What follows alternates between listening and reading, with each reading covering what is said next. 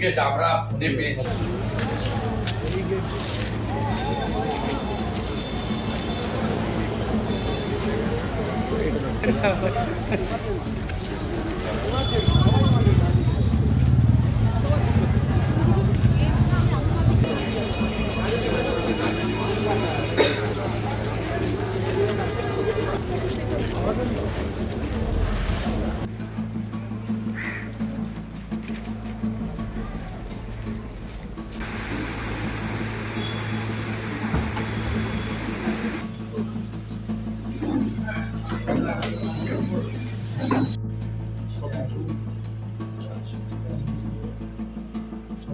ঠিক আছে, আমরা ফোনে পেয়েছি।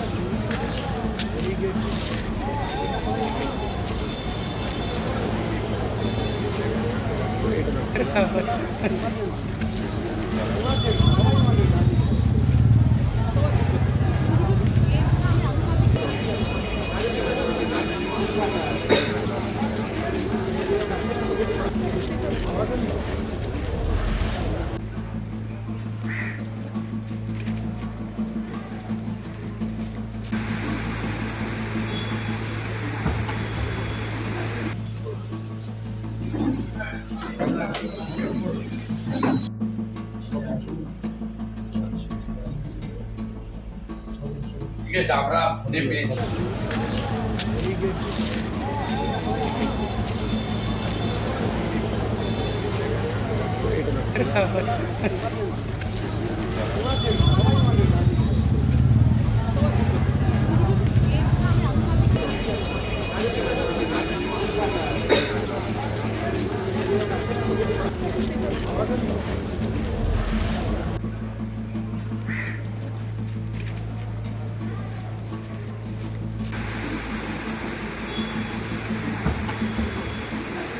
সঞ্জয় বেরা, বয়স 42, পুরুষোত্তম নগর, ডেবরা।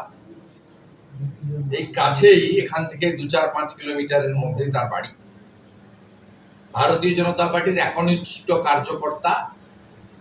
তার জেঠতো দাদা আছেন এবং তার পুত্র ক্লাস 7-এ পড়ে, তিনি আছেন।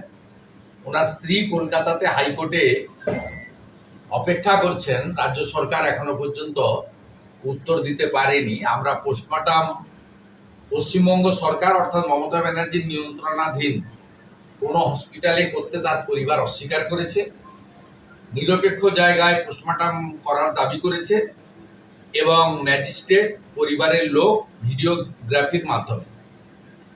এবং আপনারা সবাই ইতিমধ্যে শুনেছেন, সোশ্যাল মিডিয়াতেও আমি পোস্ট করেছি, আমাদের জেলা সভাপতি বা তার পরিবারের পক্ষ থেকেও আপনাদের কাছে অভিযোগ করা হয়েছে যে 4 তারিখে নির্বাচন ফলাফল যেদিন ঘোষণা হয় সেদিন রাত্রিবেলা তার ছেলের মুখ থেকে শুনবেন, ও মামার বাড়িতে ছিল, ও মার কাছ থেকে শুনেছে যে বাড়িতে খাওয়ার জন্য রাত্রে কিছু রান্না টান্না করছিল, বলছিল ডিম ভাজছিল।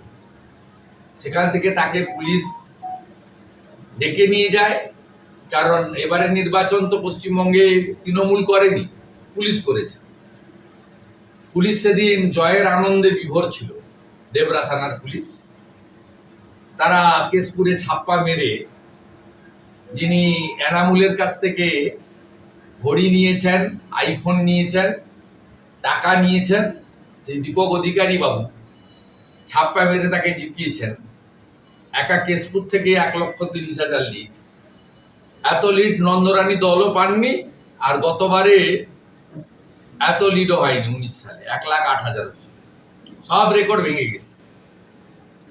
তাই জয়ের আনন্দে ডেবরা থানার পুলিশ, যারা বালি থেকে টাকা তোলে, যাদের কাজ হচ্ছে টাকা তোলো আর তৃণমূল করো, আর রাত্রে সারা রাত্রি ধরে ঝাড়খণ্ড থেকে আসা গরুকে এখান থেকে হাঁটিয়ে হাঁটিয়ে পার করিয়ে ভাইপোর ডায়মন্ড হারবারে পাঠায়, যাতে নৌকো করে সব বাংলাদেশে পাচার করা যায়। সেই পুলিশ তাকে তুলে নিয়ে এসে ব্যাপকভাবে মারধর করে, অসুস্থ হয়ে পড়ে, রেসিডেন্সি জেলে নিয়ে যায়, সেখানকার হসপিটালে হাতের বাইরে চলে যায়, পিজিতে ভর্তি করে এবং পিজি হসপিটালে মারা যায়। ময়না তদন্ত হয়ে যাওয়ার পরে দোষী পুলিশদের বিরুদ্ধে যদি মমতা ব্যানার্জির সরকার ব্যবস্থা গ্রহণ না করে, তাদেরকে যদি গ্রেপ্তার না করে, চাকরি থেকে ডিসমিস না করে, পানিশমেন্ট না হয়, আমরা ভবিষ্যতে এই পরিবার যে উচ্চ আদালতে আইনি লড়াই করবে তার জন্য উকিল বাবু দেওয়া থেকে শুরু করে মামলার সমূহ যা যা মদত করা দরকার সেটা ভারতীয় জনতা পার্টি করবে। বিরোধী দলনেতা হিসেবে আমিও এই বিষয়টা দায়িত্ব নিচ্ছি এবং মনিটরিং করব।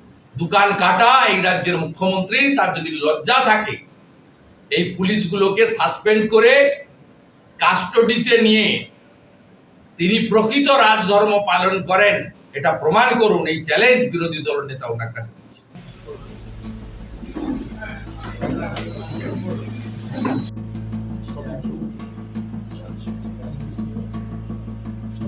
ঠিক আছে, আমরা ফোনে পেয়েছি।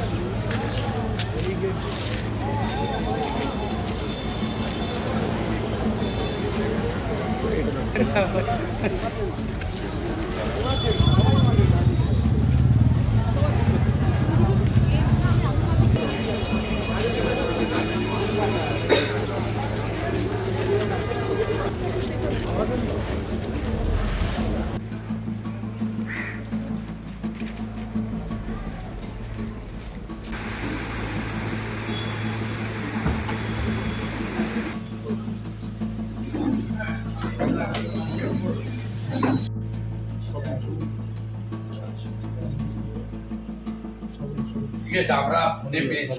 ডেবরার সঞ্জয় বেরার নামে কোন একজন মানুষের মৃত্যুকে নিয়ে বাংলার বিরোধী রাজনৈতিক দল বিজেপি অহেতুক একটা অশান্তি পাকানোর চেষ্টা করছে, অহেতুক একটা গুজব রটিয়ে দেওয়ার চেষ্টা করছে।